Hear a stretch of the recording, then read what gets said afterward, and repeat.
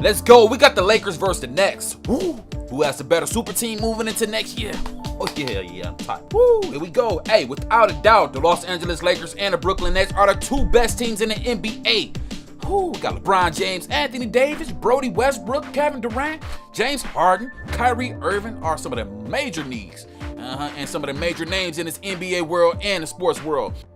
And they all reside on two teams. Let's talk about it. There are also former All-Stars like LaMarcus Aldridge, Paul Millsap, Blake Griffin, and DeAndre Jordan, who will play valuable minutes for both squaddies. Yes, sir, stacked rosters and super teams isn't the latest craze in the league, and no teams can truly compete with the Lakers and the Nets in that regard. But which team has the edge?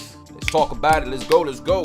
Okay, one thing I will say, the Lakers have an edge in depth and championship experience. Yeah, the Los Angeles may have brought back that theme, you know what I'm saying? They brought back former players that have played with the Lakers in the offseason, you know? In total, the Lakers signed 5 players who previously wore the purple and gold, you know? Dwight Howard is back for his third stint.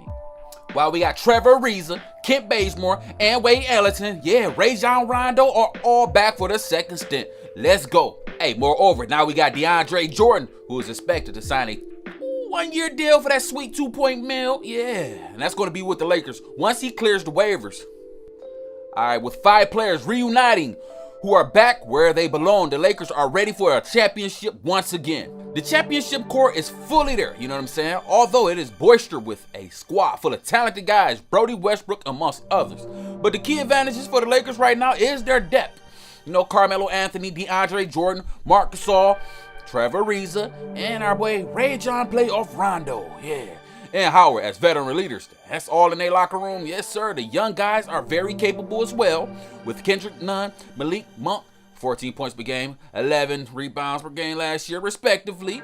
Hey, both of those guys can come in and score with ease. And the future Hall of Famer and Carmelo Anthony, who averaged 13.4 points a game last year as well.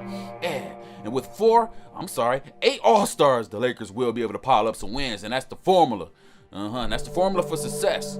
Leadership, veterans, and a superstar trio. And championship experience. Let's get it. But the Brooklyn Nets, on the other hand, they have some of the most talented players in the NBA. In history, if you ask me. It probably is the most talented trio in history, B. Talent wins games and wins championships in the NBA, no matter what the circumstances are. The team with the most talent often wins the most games. And if they can stay healthy, right along with the others, something that the new trio, I don't want to say new, but the Nets have already shown they can do. Kevin Durant is truly a special player and arguably one of the top 10 best players you have ever watched. I will have to agree. And at this stage, he is the best player in the world. Okay, maybe. LeBron James is still breathing. But pairing him up with a guy like a top 10 player in Kyrie Irving and one of the best isolation players in James Harden is enough to give Brooklyn Nets the edge over any team. And also, the Nets also have some big names to help out. Paul Millsap, LaMarcus Aldridge, Blake Griffin, and Patty Mills, and Bruce Brown can be trusted in big-time minutes when needed. The Nets, they do have a lot of depth, but the Lakers have a lot of depth as well, but they have enough to provide to support that big three. And the fact is, their 3 best players are in their prime. And that's the biggest advantage that they might have over any team in the NBA, including the Lakers. Show. Gotta admit it, the Lakers are kind of old. Okay, now we're going to talk about the starting lineup. There are a total of 6 superstars competing for an NBA title in a 7-game series. Hey, should these two teams meet in the NBA Finals, the Lakers have 3 and the Brooklyns have, they have 3 as well, making this a very close matchup on paper. And the difference here is that Kevin Durant, James Harden, and Kyrie Irving are much more efficient than the Lakers trio. James is 36 years old. Davis is often hobbled. And, efficiency is not the strongest attribute for our boy Brody Westbrook. But, of course, LeBron James, Anthony Davis, and Westbrook can easily have a couple games that they can outshine the Brooklyn's trio. But this is highly unlikely over a 7-game series. Yikes. Okay, LeBron James, Anthony Davis, Kevin Durant, and James Harden are arguably the top 5 players in the world. I would have to admit that. Irving, when at his best, he's at the top 10. He's not reliable though, but hey, as great as Westbrook is, he is not quite on the level of, of a top 15. All right, I don't know. I like Westbrook, man. I'm going to put him in my top 15. Okay. This means that the Brooklyn trio can have a bit more of an edge and a little bit more fire on the offensive end than the Los Angeles Lakers duo.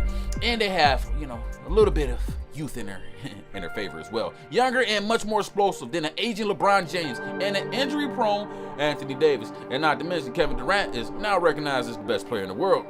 And then when you talk about the bench, you got Kendrick Nunn, Rajon Rondo, THT, Malik Monk, Trevor Ariza, Kent Bazemore, and Stay Melo, Carmelo Anthony, and Dwight Howard, and Marc Gasol. He's getting pretty old. But you got the Nets bench. You got Patrick Mills, Javon Carter, Bruce Brown, James Johnson, Paul Millsap, LaMarcus Aldridge, and Nick Claxton. Not bad. I don't even, here we go. So if there's one area that the Lakers have a massive advantage over every other team is their bench. The Lakers, their bench is incredibly deep. Refreshing. Yeah, it's actually refreshing to see, considering that they didn't have as much help on the bench last season, so they picked up a lot of key pieces during the offseason. Carmelo Anthony is 36 years old, but he can still average double digits. Meanwhile, you got Dwight Howard and Rajon Rondo returning back after helping the Lakers win a title back in 2020. Next, you got DeAndre Jordan, former All-Star center. It's also the Lakers. Yeah, they made a good move by bringing him in because he brings size and defense to an already stacked roster.